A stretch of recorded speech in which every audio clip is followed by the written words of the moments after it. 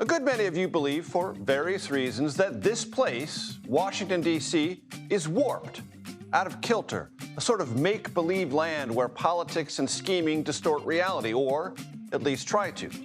And yet, what happens here drives outcomes across the country. So it was today, as President Trump's massive economic bill passed the House of Representatives and now heads to his desk for a celebratory signing tomorrow on the 4th of July, just as he demanded. This is a singular legislative victory for the president and his party, codification, if you will, of the 2024 election results. Republicans and the president now own at least three big things until the next election: the state of the U.S. economy, the national debt, and the availability of health care and food assistance to those living at the margins. Democrats paint a dark, neo-authoritarian picture of coming attractions. Republicans promise nothing but golden prosperity and security. This divergent rhetoric itself is sort of, warped. But the real and slightly comical warping here can be found in the concept of time. Consider, House votes announced as lasting 15 minutes this week were held open for more than 7 hours. This morning, the House Democratic leader, Hakeem Jeffries, claimed an allotted 1 minute of debate time and then spoke for 8 hours, 44 minutes, a new House record. That speech delayed but did not stop the inevitable passage of the Trump agenda. We turn now to Nikole Killion on Capitol Hill, where the space-time continuum was stretched almost to the breaking point and the legislation passed. Nikole, great to see you.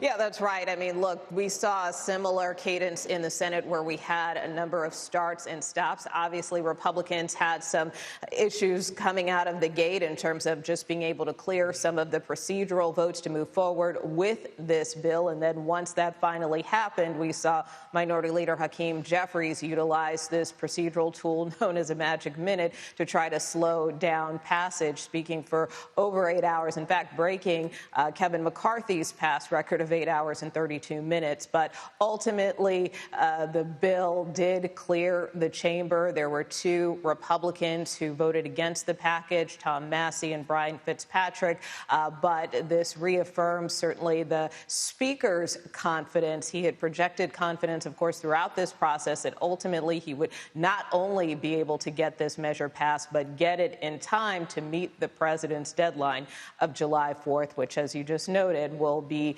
the backdrop for fireworks and now this signing ceremony. Nikole, later in the program, we're going to talk to a couple of Republicans who were in the center of those conversations, going from, in one case, no to yes, and being part of those broader arm-twisting conversations. But remind our viewers, what are the biggest component parts of this legislation that will very soon become the law of the land?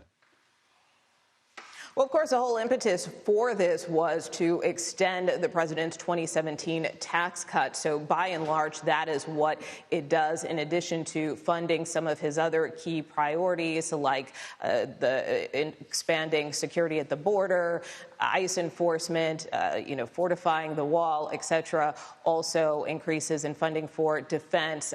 But in order to pay for this big, beautiful bill, that is why we saw a number of deep spending cuts to the tune of $1.5 trillion, which comes in the form of making some reforms to Medicaid, to SNAP and food assistance, also rolling back a number of clean energy tax credits under the Biden administration that were just passed through the Inflation Reduction Act. So that is what this bill looks like on balance.